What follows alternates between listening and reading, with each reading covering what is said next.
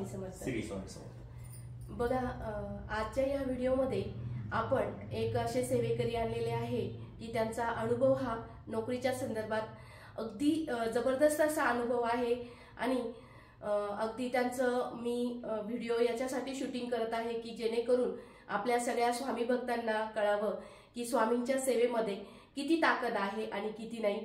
आपण त्यांच्याच मुखातून त्यांचा अनुभव बघून घेणार आहोत, तर व्हिडिओ सगळ्यांनी शेवटपर्यंत बघा.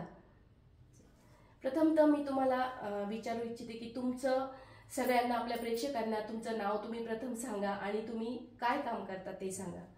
सर्वांना श्री स्वामी समर्थ. जय जय स्वामी समर्थ.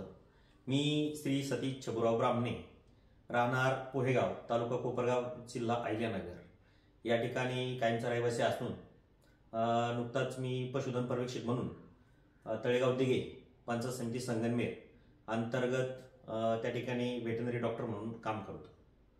धन्यवाद सतीश भाऊ, तुम्ही तुमची ओळख छान प्रकारे करून दिली. आपणास लक्षात आलं असेल की आपले सतीश भाऊ हे व्हेटरनरी डॉक्टर आहेत.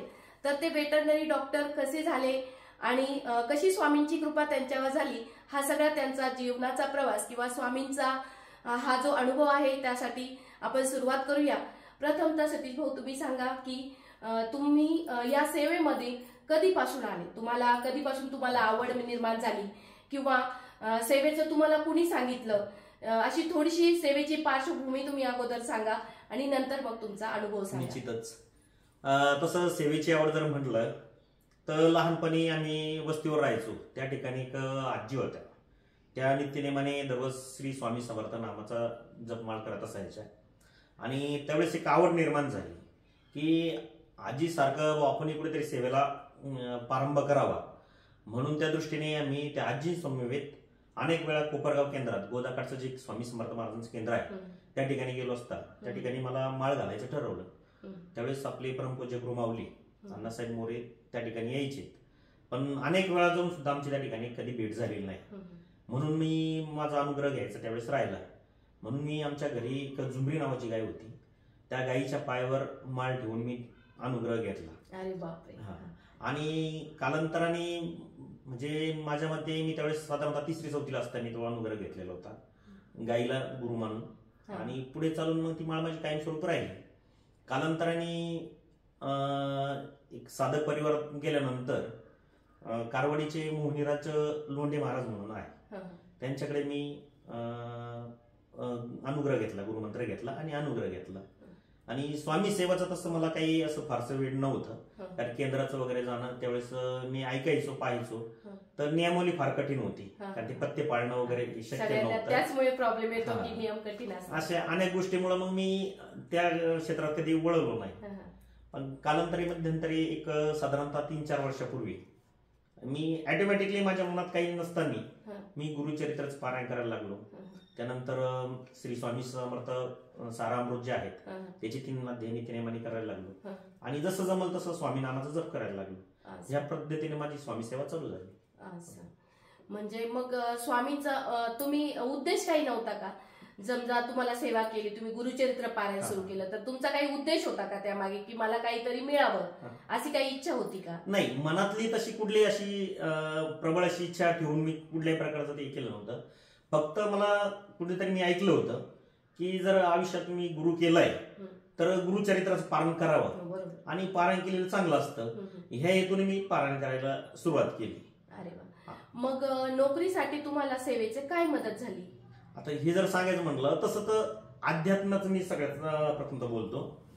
म्हणजे अध्यात्मात माझं खरी रुची अशी लागली की 2007ला मी ग्रामपंचायतला जॉईन झालो, ग्रामपंचायत कर्मचारी म्हणून. आणि त्यावेळेस मी सर्व प्रकारची कामं करायची, इलेक्ट्रिशियनचे, कुठलेही ट्रॅक्टर चालवायचं असेल, फवारणीचे असेल, सगळे कामं मी ग्रामपंचायत स्तरावर करायचो. आणि इलेक्ट्रिकची कामं करत असताना साधारणतः 2008 मध्ये माझं त्यावेळेस लग्न पण झालेलं नव्हतं. रक्षाबंधनाचा दिवस होता आणि रक्षाबंधनाच्या दिवशी सुट्टी नव्हती आम्हाला. तरी पण त्यावेळेस आम्ही बरेचसे कर्मचारी काही रजेवर असतात आणि आम्ही 2-4 जण होतो जे ग्रामपंचायतला उपस्थित राहिलो होतो. मग त्यावेळेस सरपंचाचा आदेश झाला की गावातले जे महत्वाचे चौक आहे त्या ठिकाणी स्ट्रीट लाईटची कामं करा म्हणून. म्हणून आम्ही संबंधित MECBला कॉल केला की आम्हाला लाईट बंद करून द्या म्हणून. मग त्यांनी त्यावेळेस सांगितलं की लाईट काय बंद होणार नाही, लोड शेडिंग नाही म्हणे, तुमच्या पद्धतीने तुम्ही काम करा. आणि मी नवीन असल्या कारणाने आमचे शिपाई होते, त्या शिपाईनी गावातील जे 3-4 ट्रान्सफॉर्मर होते त्या ठिकाणी त्याचे फ्यूज वगैरे काढून त्या ठिकाणी कुलूप वगैरे लावले आणि बंद केले. आणि नजर चुकीने आमच्याकडे एक डीपी चालू राहिला. आणि तरी त्या कार्यकाळात मी लाईटचं काम करण्यासाठी आम्ही गेलो.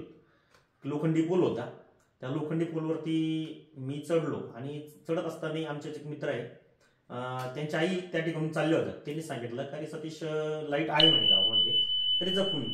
तरी मी त्यांना विचारलं, म्हणलं बाई किती वेळ झाला तुम्ही लाईट बघितलं? ते म्हणजे आता एक 5 मिनिटापूर्वी मी आमच्या तिथे माळी सर म्हणून राहत होते, त्यांच्या घरी लाईट बघितली. म्हटलं तोपर्यंत आम्ही टीपी तर बंद केलेला आहे, लाईट गेलेली. म्हणून शेजारच्या घरात विचारलं लाईट गेलेली आहे काय.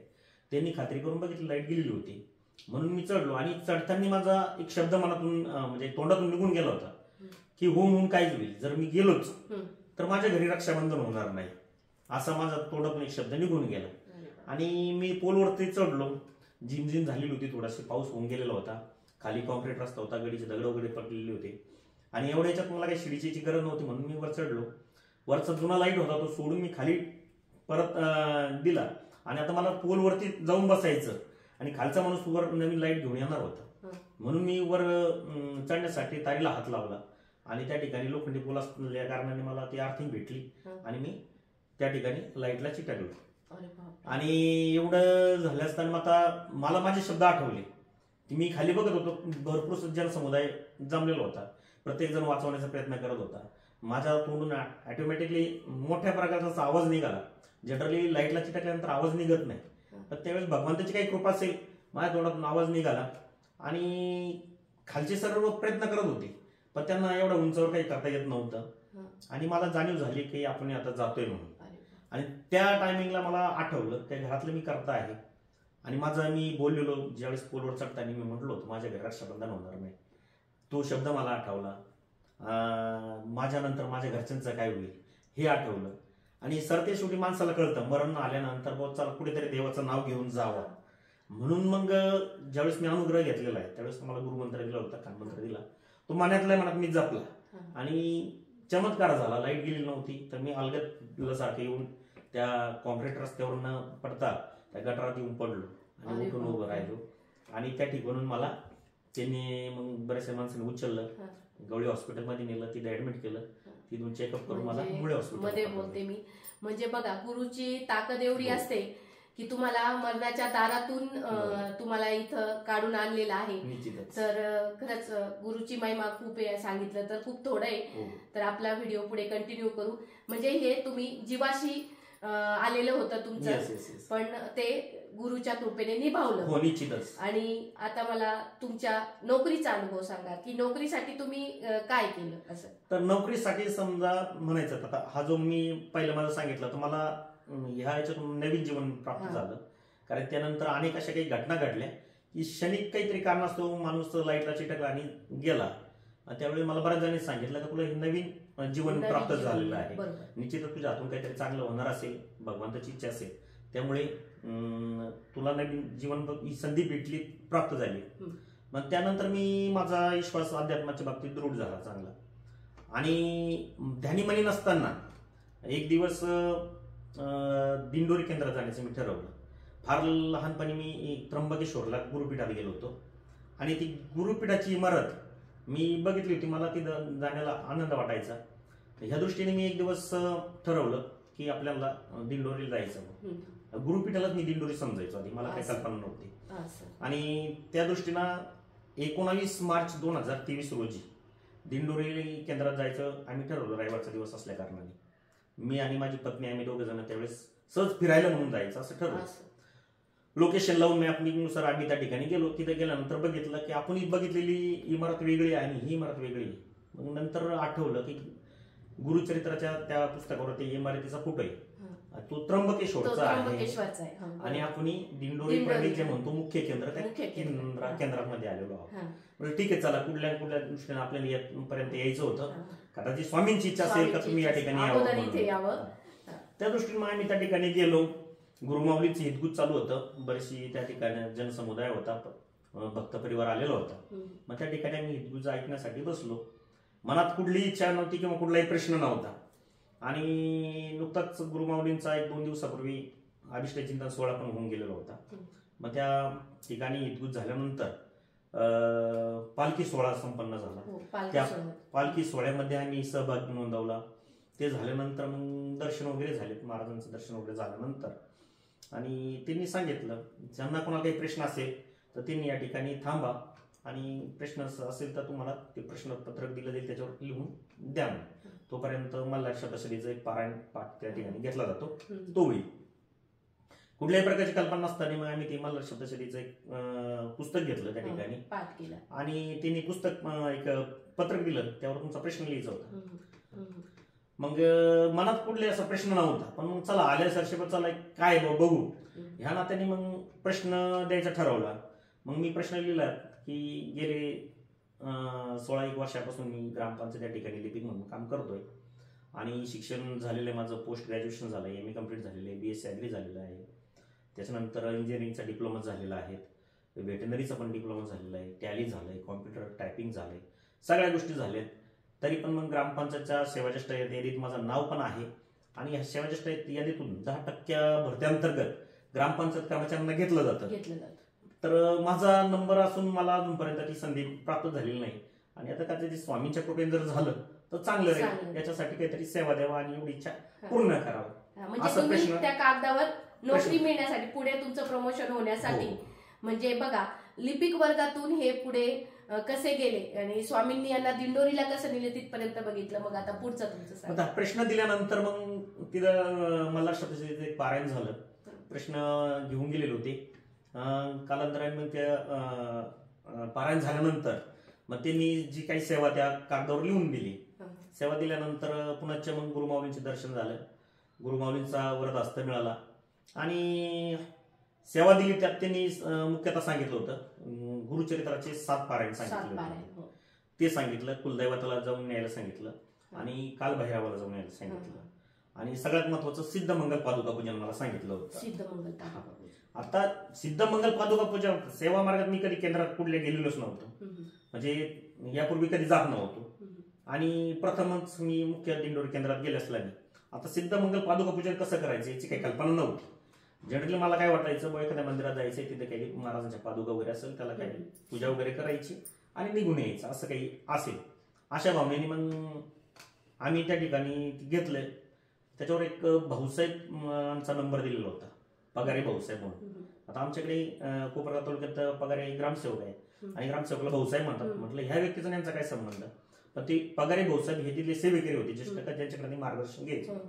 म्हणून मी त्यांना कॉल केला, त्यांनी सांगितलं अशा स्टेबलला या, त्या ठिकाणी तुम्हाला सांगतो मी. त्यांच्याकडे गेल्यानंतर त्यांनी सांगितलं का सिद्धमंगल पादुका पूजन तुम्हाला सांगितलेलं आहे आणि हे जर करायचं असलं ते गुरुपीठात होतं, याला काही मुहूर्त वगैरे नसतो म्हणे. गुरुवार आणि रविवार अशा 2 दिवशी ती आठवड्यातून पूजा केली जाते आणि तिची फी 1,11,000 रुपये सांगितलेली होती. म्हटलं एवढे तर काय आपल्याकडे सर्वसामान्य माणसाकडे पैसे नसतात आणि जर नोकरीला जर लागलो तर मग ती पूजा मी करेल असं मनातल्या मनात मी म्हटलं त्यांना. तर ते म्हणे नोकरीला लागण्यासाठी तुमची जी इच्छा आहे ती पूर्ण होण्यासाठी तुम्हाला ही पूजा आधी करावं लागणार आहे. म्हटलं बघू, नंतर बघू, ज्यावेळेस काम होईल किंवा पैसे येईल त्यावेळेस करता येईल अशा हिशोबाने मी त्यांना म्हटलं ठीक आहे बघतो म्हटलं. आणि त्या ठिकाणी निघालो असता कोण कुठली व्यक्ती होती काय माहित नाही, पण तिने ते आमचं संभाषण ऐकलं आणि एक वॉचमॅनचा ड्रेस घातलेला होता, ती त्या दारावर थांबलेली होती. मग ते म्हणे भाऊ काही अडचण येतो मला. मग मी त्यांना म्हटलं माऊली असा विषय होता, आता याच्यात आम्ही नवीन आहे म्हटलं, काही कल्पना नाही, आता याच्या संदर्भात काही मार्गदर्शन जर भेटलं तर बरं होईल म्हटलं. तसं तिने सांगितलं म्हटलं, पण त्याला 1,11,000 रुपये लागतात म्हटलं, एवढे काय आपल्याकडे पैसे नाहीत. मग तिने म्हणे एक काम करा, एक ज्येष्ठ सेवेकरी आहे गुरुपीठामधले शहाणी म्हणून, त्यांचा नंबर दिला त्यांनी का हा नंबर घ्या, हे तुम्हाला परफेक्टली मार्गदर्शन करतील आणि सांगतील म्हणे, तुम्हाला एवढं म्हणजे काय असेल ती सेवा ती करून घेतील म्हणे. ठीक आहे म्हटलं. त्यांच्या देखत मी त्यांच्याकडून नंबर घेतला, नंबर काय त्यांच्या देखत लावला नाही. घरी आल्यानंतर एक मनात कुतूहल होतं किंवा नेमके एवढे पैसे घेता म्हणजे नेमकी पूजा करता काय, कशी करता काय म्हणून, आणि एवढे पैसे द्यायचे म्हणून ही पूजा करायची नाही असं म्हणून पण मी ठरवलं होतं, कारण की एवढे पैसे देणं शक्य नव्हतं. म्हणून सहज त्या ठिकाणी त्यांना कॉल केला, त्यांनी कॉल रिसिव्ह नाही केला म्हणून मग मी व्हॉट्सअपला त्यांना मेसेज टाकला की आज रोजी दिंडोरी केंद्रात गुरुमाऊलींच्या दर्शनाचा योग आला आणि या ठिकाणी गेला असता त्यांनी अशी सेवा मला दिलेली, असा प्रश्न आहे. तर तिने तो बघितल्यानंतर ठीक आहे म्हणे, मी तुम्हाला नंतर कॉल करतो. म्हटलं चालेल. त्याच्यानंतर 2-4 दिवस झाले त्यांचा काही कॉल आला नाही. मी अनेक वेळ त्यांना कॉल केला, तिने काही रिसिव्ह केला नाही. असं करत करत 8-10 दिवस त्याच्यावर गेले. आणि एक दिवस मंगळवारचा दिवस होता. मंगळवारच्या दिवशी मी त्यांना सहज असा कॉल लावला दुपारच्या वेळेत ग्रामपंचायत ऑफिसला असताना, पण तिने तो काही उचलला नाही. पण संध्याकाळी होऊन एक 7-7:15च्या दरम्यान त्यांचा मला कॉल आला.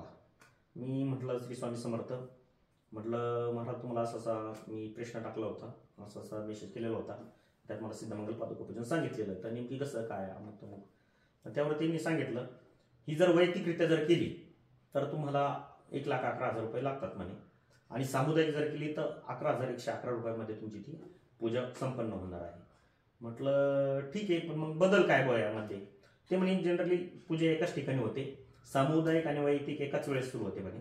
फक्त जो तुमचा पूजाचा टेबल असतो तो एका ठिकाणी अष्टसिद्धीचं जे पूजा मांडलेली आहे त्या ठिकाणी तुमच्या टेबलला जे काय असतील 8 जण बसू शकतात आणि वैयक्तिकमध्ये एकट्या माणसाला एक टेबल मिळू शकतो. म्हटलं ठीक आहे, काय हरकत नाही. मग याचा मुहूर्त वगैरे काही? ते म्हणे मुहूर्ताचं काय नाही, गुरुवार आणि रविवारच्या दिवशी आपल्याकडे पूजा केली जाते. म्हटलं ठीक आहे, म्हटलं काय अडचण नाही. म्हटलं कळवतो तुम्हाला. ते म्हणे बघा, कारण की 30 मार्चला रामनवमी आहे, गुरुवारचा दिवस आहे आणि गुरुपुष्यामृत योग आहे. जर तुम्हाला जर करायचं असेल तर योग तुमचं नाव लगेच घेऊन टाकतो म्हणे. म्हटलं चालेल, पैशाची मी ऍडजस्टमेंट बघतो आणि सांगतो म्हटलं, तरी नाव घेऊन ठेवा म्हटलं. त्यांनी नाव वगैरे घेतलं. माझ्याकडे एकच दिवस होता सगळ्या गोष्टीचं ऍडजस्टमेंट करण्यासाठी.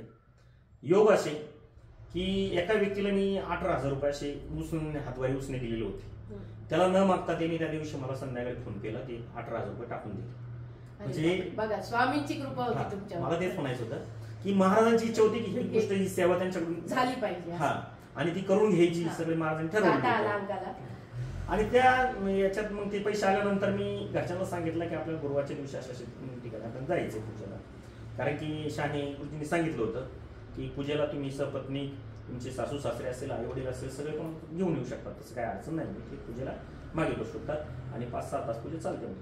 म्हटलं ठीक आहे, काय अडचण नाही. मग घरच्यांना सांगितल्यानंतर आमचे आध्यात्मिक गुरु एक कालिकानंदजी महाराज, ते देवी भागवत याचे चांगल्या प्रकारे कथा प्रवचन करतात. योगयोगाने त्या दिवशी कोपरगावला गेल्यानंतर त्यांचं पण दर्शन झालं. म्हणजे म्हणतात एखाद्या शुभ कार्याला जायचं असल्यावर आई वडिलांचं आणि गुरूंचं दर्शन घ्यावं. आणि योगायोग त्या दिवशी म्हणजे पूजेसाठी साहित्य आणण्यासाठी, पूजेसाठी साहित्य पण काही जास्त नव्हतं. एक शॉल सांगितली होती आणि मिठाई आणि थोडीशी फळं सांगितली होती, या व्यतिरिक्त काही नव्हतं. म्हणून ते कोपरगावला आणण्यासाठी योगायोगाने आमच्या गुरु महाराजांचा कार्यक्रम पण त्या ठिकाणी चालू असलं, त्यांचं पण पाद्यपूजन झालं, त्यांचे आशीर्वाद लाभले आणि गुरुवारच्या दिवशी आम्ही पूजेला भल्याचा पहाटे निघून गेलो. मग आता केंद्रात गेल्यानंतर माहीत नव्हतं दरबार कशाला म्हणतात काय माहीत नाही. आणि महाराजांनी सांगितलं होतं की तुम्ही साधारणतः 9 वाजेपर्यंत या ठिकाणी या. म्हटलं आम्ही 9 वाजेपर्यंत त्या ठिकाणी परफेक्टली पोहोचल्यानंतर महाराजांना कॉल केला, या ठिकाणी आलेले, ते म्हणजे दरबारात या. मग दरबार कशाला म्हणतं हे कल्पनाच नाही, कधी केंद्रावर गेलेलोच नसल्या कारणाने.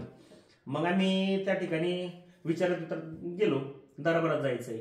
मग तिथले जे सिक्युरिटी गार्ड होते त्यांनी सांगितलं याला दरबार म्हणतात, स्वामी समर्थ जो केंद्र असते त्याला दरबार म्हणतात. स्वामीचा दरबार असं. म्हटलं ठीक आहे. मग त्यांना सांगितलं आम्हाला जे सेवेकरी आहे म्हणलं शहाणे गुरुजी त्यांना भेटायचंय. ते म्हणे काय काम आहे? म्हटलं असं सिद्धमंगल पादुकापूजनासाठी आलेलो आहे. ते म्हणे इथे 10:30ची आरती होईल, तोपर्यंत तुम्ही इथे बसा आणि नंतर तुम्हाला सूचना दिल्या जातील, मग तुम्ही त्या ठिकाणी जा. म्हटलं ठीक आहे. मग त्या ठिकाणी महाराजांचं दर्शन वगैरे घेतलं.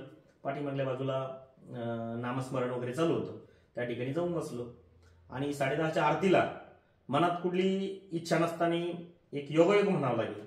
त्या ठिकाणी जे 3.5 शक्तीपीठाचे देवस्थान आहे, पाठीमागे महाराजांचं देवस्थान आहे, पंचमुखी मारुती आणि कालभैरवनाथांचं ज्या ठिकाणी आहे, त्या ठिकाणी आम्हाला आरतीसाठी मान मिळाला. अरे वा.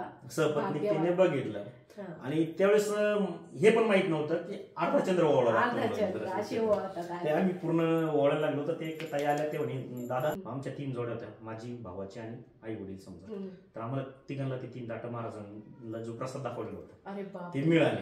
म्हणजे ते योगायोग होता. म्हणजे महाराजांचा स्वतःच प्रसाद होता की तुमचं 100% काम होणार आहे. म्हणजे सगळे संकेत महाराज देत असतात, आपल्याला कळत नाही. ते संकेत फक्त आपल्याला कळाले पाहिजे की आपल्याला मिळालाय संकेत म्हणून. मग त्या ठिकाणी गेल्यानंतर प्रसाद ग्रहण झाला. गुरुवारचा उपवास होता, बगर वगैरे त्या ठिकाणी व्यवस्थितरित्या भेटला. जेवण वगैरे केल्यानंतर वरती गेलो. वरती गेल्यानंतर शहाणे गुरुजींना व्हॉट्सअपला बघितलेलं होतं, म्हटलं याचे त्यांना श्री स्वामी समर्थ म्हटलं. त्यानंतर मग त्या ठिकाणी पूजेची काय ती पावती वगैरे होती ती केली आणि सेवा केली. सेवा झाल्यानंतर मग पूजेसाठी त्यांनी सांगितलं की त्या पूजेला सुरुवात होणार आहे, जसे जसे नंबर असेल त्याप्रमाणे प्रत्येकाच्या त्याच्या टेबलवर बसा. मग वैयक्तिक टेबलवाले ती त्याच्या टेबलला बसले आणि आमचा ज्यावेळेस टेबल आला तर उत्तराभिमुख मला त्या ठिकाणी पूजेला स्थान मिळालं. आणि पूजा चालू होणार होतं तर माझ्या टेबलला 24 जण होते आणि 24 जण आम्ही बसल्यानंतर मग एक ताई आल्यात. तिने सांगितलं म्हणे आई वडील एक, म्हटलं हो, आणि भाऊजे आहेत म्हणे, मग जागा मोकळी तर त्यांना पण बसून घ्या म्हणे, कशाला सोडता म्हणे, आहेच जागा तर बसून घ्या. म्हटलं ठीक आहे. परत मनात एक शंका आली, माणूस स्वार्थी असतो, शिल्पीश असतो. म्हटलं होता यांच्या आपले तर 11,000 भरलेले, 11,000 भरायचे काय, पण म्हटलं चला जे होईल महाराजांची इच्छा काय असेल ती.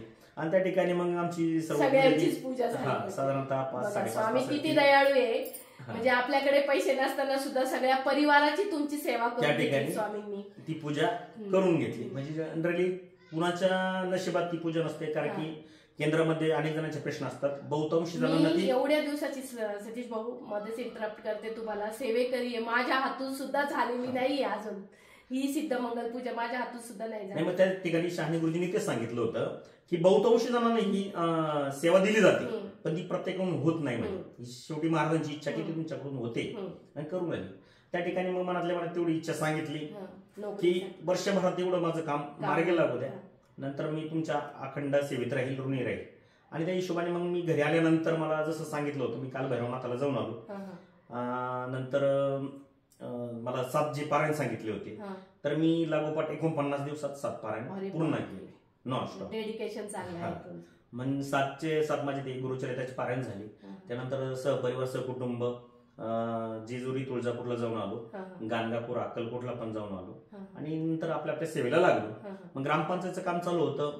नंतर मग मी केंद्रात पण जायला लागलो, पोयगावच्या त्या ठिकाणी केंद्रात आरतीला जायचो, तिथे काय असेल सेवा करायचो. असं करता करता कालांतराने गुरुदत्त जयंतीचं पारायण सोहळा जो सामुदायिक, त्या ठिकाणी त्या पारायणाला पण आम्ही सहपत्नी दोघं पण बसलो, ते पण पारायण झालं. नंतर स्वामी चरित्रांचं पण स्वामी जयंतीच्या वेळेस जे गुरुचरित्राचं पारायण करून घ्यायचे त्या पारायण पण आमच्याकडून घडलं. आणि केंद्रामध्ये ह्या कार्यकाळामध्ये मला चांगली संधी मिळाली. म्हणजे पौर्णिमेला जो सत्यनारायण वगैरे पूजा करतात त्या ठिकाणी आम्हाला त्याचा पण सहपत्नी पूजेचा मान मिळाला. अनेक वेळेस जे गुरुचरित्राच्या पारायणाच्या वेळेस याग केले जातात त्या यागला पण मला यजमान म्हणून बऱ्याच वेळेस त्यांनी केलं, पण मी माझ्या नोकरीचा सगळा हे बघ असल्या कारणाने मला काही ती संधी म्हणजे मी घेतली नाही. म्हणजे चालून आली होती पण मला वेळेअभावी मी ती टाळली. पुढील काळात बघू, ज्यावेळेस आपलं काम होईल त्या काळात. असं करत करत बरेच दिवस लोटले. आणि किती दिवस लोटले साधारणतः या गोष्टीला 7-1 महिने झाले असतील सेवा घेऊन, हे सगळं पूर्ण करून 7-1 महिने झाले असेल. आणि डिसेंबर 24 मध्ये आता 23 मध्ये ग्रामपंचायत कर्मचाऱ्यांच्या ऑर्डर निघाल्यात. त्या ऑर्डर मध्ये माझं नाव नाही आलं, मला डावललं गेलं. आणि मग मनातलं एक परत अशी असं का मी एवढं करतोय, मग अनेक निगेटिव्ह विचार यायला लागले. एवढं करून मग काय जर आपल्याला फळ भेटत नाही, आपली परीक्षा असते याच्या अर्थी म्हणजे काहीतरी चुकतंय म्हणलं. पण मग सभोवतालचे जे काही मित्र परिवार होते काही जण, त्यांनी सांगितलं की निश्चितच तुझ्या बाबतीत काहीतरी चांगलं घडणार असेल, त्यामुळे महाराजांनी तुला कधीच मागात ठेवलं असेल, निश्चित तुला काहीतरी चांगलं भेटेल म्हणे, एवढा विश्वास असतो. आपल्या योजनांपेक्षा स्वामीची योजना फार ग्रेट असते. मग महाराज तेच करतात, तुम्हाला काय पाहिजे ते देत नाही, पण तुमच्यासाठी काय योग्य आहे ते महाराज नेहमी देत असतात. म्हणलं ठीक आहे चला. मग मी माझी सेवा ती अखंडित चालू ठेवली. मग कालांतराने सुभेग गुरुजी म्हणून केंद्रात यायचे, त्यांनी आम्हाला पत्रिका वगैरे ज्योतिषाच्या बाबतीत काही शिकवण त्यांची ते एक 3 रविवार क्लासेस होते आणि त्याच्यात त्यांना मी माझा प्रश्न सांगितला, बाबा असं असं आहे, एवढं करून पण काही होत नाही. मग त्यांनी मला गुरुचरित्र अवतरणिका आणि स्वामीचरित्र अवतरणिकेचं पाठ करायला लावलं, नवग्रह स्तोत्र वाचायला लावले आणि हनुमान जे आपलं चालिसा किंवा मारुती स्तोत्राचं पठण करायला लावलं. तर त्याप्रमाणे मी ती सेवा पण चालू केली. असं करत असताना मध्ये 1-2 महिन्याचा कालावधी गेला असेल. आता करायचं काय. मग अक्षरशः मी केंद्रात कधी कधी महाराजांसमोर मी रडलेलो आहे. मग महाराजांना आपण जी सद्गुरू प्रार्थना करतो त्याच्यात म्हणलेलं आहे, अजानाहत बल भ्रमित मनीची तळमळ कशी सव आणि निरसून माया दावी अनुभव प्रचित नको. असं महाराजांनी मी अनेक वेळा म्हटलं, तुम्ही प्रचिती का पाहताय, काहीतरी अनुभव द्या महाराज. अंगाला काटावलाय माझ्या पण, तुम्ही मला प्रचिती द्या बाबा, काय करायचं. आणि हे करत असताना मग याच्या आधीचा एक पॉइंट राहिला सांगायचा की ज्यावेळेस ऑर्डर झाल्या, त्या ऑर्डर झाल्यानंतर मला आमचे एक मित्र आहे युवराज पाटील म्हणून, त्यांचा रात्री कॉल आला की ऑर्डर निघाल्या, तुझं काही झालं का नाही. म्हटलं दादा नाही झालेलं काही, का नाही. तर त्या माणसाला कुठलंही म्हणजे आपलं फक्त एक मैत्रीचं नातं होतं, काही नसताना तो माणूस रात्री जिल्हा परिषदला गेला आणि तिथे त्यांनी चौकशी केली का बाबा काय झालं बा, या व्यक्तीचं काम व्हायला पाहिजे होतं. आणि त्यांनी त्या ठिकाणी डेप्युटी सीओना रिक्वेस्ट केली का या माणसाचं खरंच नियमाने बसतोय, तो तिचं काम व्हायला पाहिजे होतं. त्या हिशोबाने ते म्हणे प्रयत्न करू, चला बघू म्हणे. आणि त्यांनी प्रयत्न केले. त्यांच्या म्हणजे महाराजांची इच्छा असेल कदाचित, त्यांना काहीतरी प्रेरणा द्यायची असेल किंवा सांगायचं असेल का या माणसाचं यांच्याकडे काम झालं पाहिजे. आणि असं करत असताना मध्यंतरीचा काळ गेला, ज्यावेळेस महाराजांना मी प्रार्थना केली की तुम्ही काहीतरी अनुभव द्या म्हणत असताना 15 मार्च 2024 तर माझी जिल्हा परिषद पशुधन परमिष्ठकाची ऑर्डर निघाली. अरे बापरे. आणि योग सभागा एक तर 16 मार्चला आचारसंहिता लागली, 16 मार्चला शुक्रवार होता, आचारसंहिता लागली. आणि शनिवारच्या दिवशी 16 मार्चला शनिवार होता माझ्या मते, 17 मार्चला रविवार होता. तर 17 मार्चला मला फोन आला सकाळी, रविवारचा दिवस असून सुद्धा, तर तुम्ही जिल्हा परिषदला या आणि तुमची ऑर्डर घेऊन जा. त्यावेळेस मी म्हटलं चला आपलं काम कुठेतरी मार्गी लागलेलं आहे, म्हणून म्हटलं जाऊ दिंडोरी केंद्रात जाऊ, तिथं महाराजांचं दर्शन घेऊ आणि वणीगडावर आई भगवतीला जाऊ नये. ह्या दृष्टीने आम्ही वणीच्या गड चढत असतानाच एक 5 पायऱ्या चढलो असेल, त्यावेळेस मला फोन आला की आज रविवार आहे म्हणे, तरी तुम्ही जमलं तर या आणि तुमची ऑर्डर घेऊन जा. म्हणजे महाराजांनी तुमचं काम अगदी रविवारी सुद्धा केलं. सगळ्या स्वामी भक्तांना खरंच महाराजांच्या खूप आघात आहे. मग तुमचा आनंद कसा होता त्यावेळेस? त्यावेळेस अत्यंत म्हणजे आनंदाश्रू डोळ्यातून वाहत होते. माझ्या पण डोळ्यात पाणी आलेले की खरंच म्हणजे एवढे प्रयत्न. आता किती वर्षापासून तुम्ही ग्रामपंचायतीत होते? मी 2007 पासून ग्रामपंचायत. 2007 पासून. आणि तुमचं एवढं क्वालिफिकेशन होतं, सगळं होतं, तुमचं नॉलेज होतं. म्हणजे कधी कधी आपण हुशार असतो, आपल्याला सगळं माहित असतं, पण भाग्याची साथ आपल्याला कधी कधी लाभत नाही, सद्गुरूंची कृपा आपल्यावर होत नाही. आणि ज्यावेळेस आपण मार्गामध्ये जातो त्यावेळेस निश्चित आपल्यावर स्वामींची कृपा होते. आणि इतकं छान होतं आपलं आयुष्य, एकदम सुंदर होतं. त्याचं सुंदर उदाहरण म्हणजे तुम्ही आहात सतीश भाऊ. मग त्या ठिकाणी मग गडावरून दर्शन घेऊन आलो खाली. मग नंतर दिंडोरीला केंद्रात गेलो, त्यावेळेस पण गुरुमाऊलीचं दर्शन झालं, रविवार होता. मग आनंद गुरुमाऊलीला सांगितलं, मग त्या ठिकाणी पिढे दिले गुरुमाऊलीला. मग गुरुमाऊलीने महाराजांचा एक फोटो दिला. आजही मी माझ्या ऑफिसला त्या ठिकाणी तो फोटो फ्रेम करून ठेवलेला आहे. म्हणजे माऊलींचा सुद्धा आशीर्वाद तुम्हाला मिळाला त्या ठिकाणी. आणि योग बघा म्हणजे असं झालं, त्या ठिकाणून आल्यानंतर 17 तारखेला मी ऑर्डर घ्यायला जायचं होतं रविवारच्या दिवशी. पण सायंकाळच्या टायमिंगला मला एक बातमी कळाली, दुर्दैव असं की जे ऑफिसचे ओएस होते कक्ष अधिकारी दळवी म्हणून, आणि ग्रामपंचायत कर्मचाऱ्यांचं जे लेखाजोखा त्यांच्याकडे होता, जे ऑर्डर देणार होतं, त्यांचं अपघाती निधन झालं.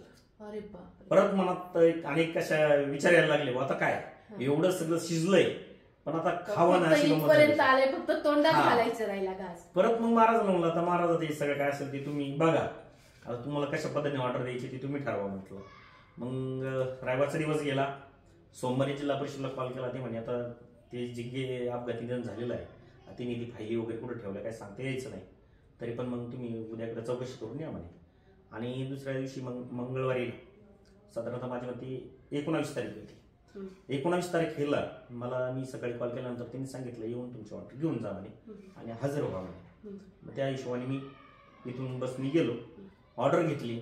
मग आमचे ते मित्र होते युवराज पाटील म्हणून, जिल्हा ग्रामसेवक संघटनेचे जिल्हा अध्यक्ष आहेत, ते स्वतः मला त्या ठिकाणी संगमनेर पंचायत समितीला हजर करण्यासाठी आले. अरे बापरे. मग त्या ठिकाणी हजर केलं त्यांनी. आणि योग असे म्हणजे माझं अवभाग्य समजतो मी, ज्यावेळेस पंचायत समितीला गेलो सगळे चेहरे नवीन होते माझ्यासाठी, डिपार्टमेंट सुद्धा नवीन होतं, जॉब चार्ट काय मला माहित नव्हता. पण गेल्यानंतर त्या ठिकाणी दत्त गुरु महाराजांचा फोटो दिसला, स्वामी समर्थ महाराजांचा फोटो दिसला, आणि जे मला हजर करून घेणारे होते ते पण आपले सेवेकरी निघाले. म्हटलं महाराज तुम्ही सदैव माझ्या पाठीशी आहे. निश्चितच म्हटलं आनंद झाला आपल्याला सार्थ वाक्य करून दाखवलं की मी तुझ्या पाठीशी आहे असं. आणि सेवा करत असताना मग पुढे आल्यानंतर मग त्यांनी सांगितलं की तुम्ही ऍज अ ड्राफ्टर म्हणून तुम्हाला या ठिकाणी काम करायचं आहे, तुम्ही स्वतः संस्था प्रमुख आहे आणि 10 ते 15 गावाची जबाबदारी तुमच्यावर आहे. परत मनात एक भीती निर्माण झाली की आजपर्यंत पेन हातात धरलेला आहे, मी लिखित जर असेल मला कुठलाही विषय दिला तर मी त्यावर चांगल्या करू शकतो, लिहू शकतो, पण अजूनपर्यंत कधी इंजेक्शन हातात धरलेलं नाही. आणि हे टेक्निकल काम करायचंय, आज एखाद्या गायीचा आजार कोणता आहे त्याचं निदान करायचंय आणि मुख्य प्राण्याची सेवा करायची. मनातल्या मनात भीती होती, पण मनोमनी हात जोडले म्हणलं दुसरं कोणी पाठीशी उभं राहणार नाही, केवळ महाराज आहे. स्वामींना हात जोडले म्हणलं महाराज आतापर्यंत आता तुम्ही हे दिलंय, आजपर्यंत मी ग्रामपंचायतच्या माध्यमातून जनसेवा केली, ग्रामसेवा केली, आज पशुसेवा करणार आहे, तुम्ही सदैव माझ्या बरोबर तुम्ही बरोबर राहायचंय आणि तुम्ही ते करून घ्यायचंय.